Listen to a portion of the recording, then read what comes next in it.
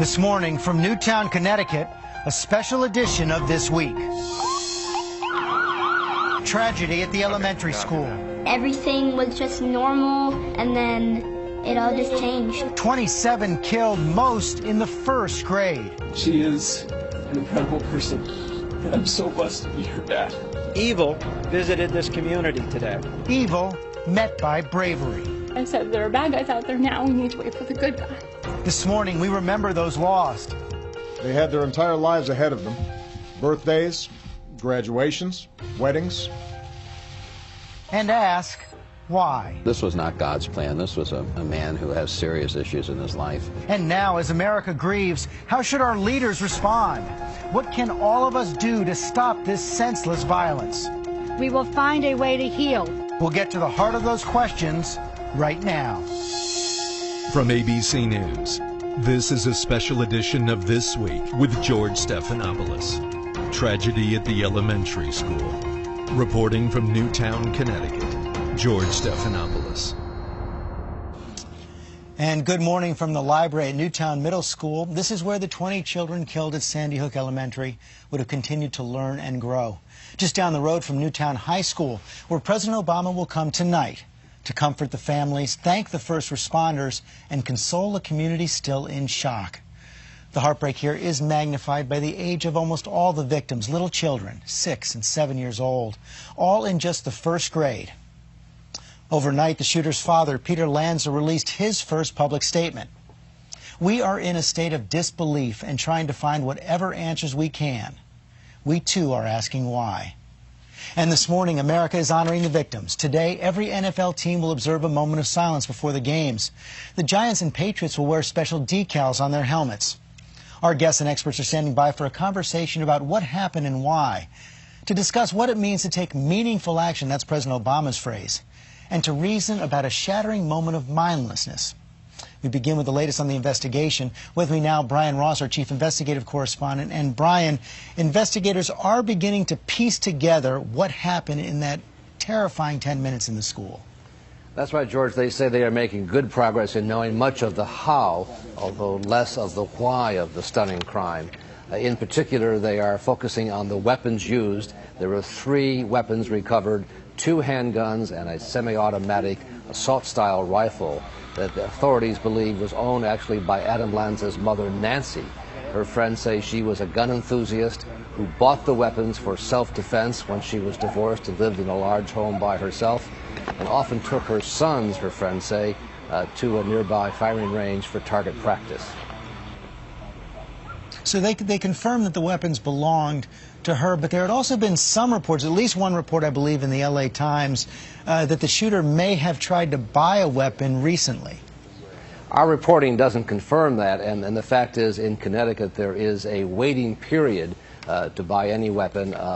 You need a permit to buy a handgun, not a long rifle, but even so, there's a waiting period, and if there was an attempt to buy one in a short period of time, that wouldn't work.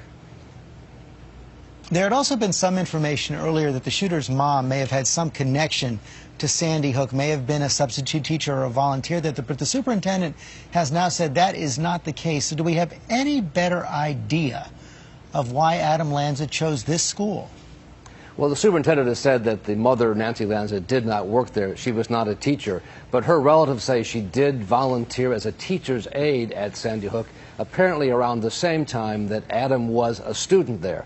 He was a troubled young man, according to friends, and according to relatives, Nancy had many issues with the school district about how they were treating him and handling his particular special needs. So that may have been a source of conflict. And at one point, according to the aunt of Adam, the mother pulled Adam out of the public school system and homeschooled him because of her unhappiness with the way he was being treated at school. And the police also have spent an awful lot of time at the home, which is also a crime scene, of course, where the mother was murdered. What else have they been able to find inside that home?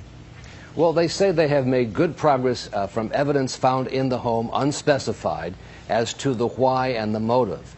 We don't know if that means there was a note or some sort of a video left, but they say they are making progress in determining a motive here that was involved, in which, he started the day by shooting his mother and then drove about 10 minutes to the school. So he had a very determined mission in his head when he started that day Friday.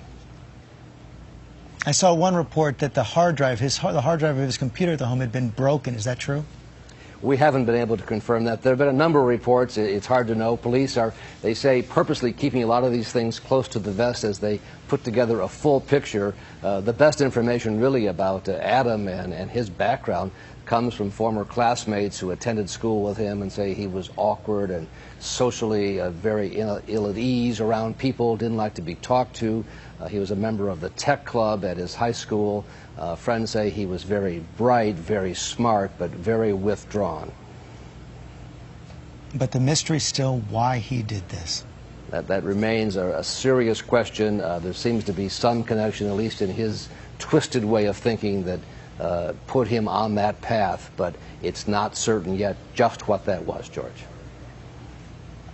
Okay, Brian Ross, thanks very much. And as we said earlier, so many Americans joining in to honor and remember those lost on Friday and this whole community. On Saturday Night Live last night, a children's choir sang Silent Night. Silent night, holy night, wondrous silent night. And here in Newtown, a continuous vigil as the community comes together in tears and prayer. ABC's Juju Chang is at St. Rose of Lima Church this morning. Good morning, Juju. Good morning to you, George. The second Mass is already underway here at St. Rose, and the outpouring of grief is so staggering. State troopers are having to control the flow of traffic. People are coming together to express condolences, come together as a community, and to ponder those questions to which there are never easy answers, like how does a gunman slaughter such innocents? All this while more photos, more images are emerging of lives cut short, snapshots, if you will. There are 20 children who died in those two classrooms at Sandy Hook. All were just 6 or 7 years old, and of those kids, 9 of them left behind siblings. Robbie Parker, who's the father of one of those children, spoke poignantly right here at St. Rose Church about his daughter Emily. She left behind 2 grieving parents and 2 little sisters. She was an exceptional artist, and she always carried around her markers and pencils so that she never missed an opportunity to draw a picture or make a card. Emily was a mentor to her 2 little sisters, and delighting in teaching them how to read, dance, and find the simple joys in life. And of the 6 adults who died at that school, we're also hearing about acts of heroism. We know the principal died after she went to go and confront the gunman. We've heard of one teacher, Vicky Soto, who shielded some of her children by hiding them in a closet, and then by protecting the other children, literally with her body. She lost her life that day. Monsignor Robert Weiss, who's the priest here, has been planning funerals for his congregants. We learned a short time ago from church officials that there will be 8 funerals here for 8 children, 8 families devastated. But it's not just this church. There are houses of worship around this community that are comforting those who have lost their innocence in a way here. There are makeshift memorials popping up, not just with candles and flowers, but with childlike objects, with a soccer ball signed from the Newtown Soccer Club, or little teddy bears that a child 6 or 7 would take to bed, and signs that say, "Hug a teacher today," or "Sleep in heavenly peace." There are 4 masses, George, planned at this church today, and one sad final footnote. On each and every one of those aisles is a box of Kleenex on either side, waiting for the outpouring of tears. George? Okay, Juju, thanks very much.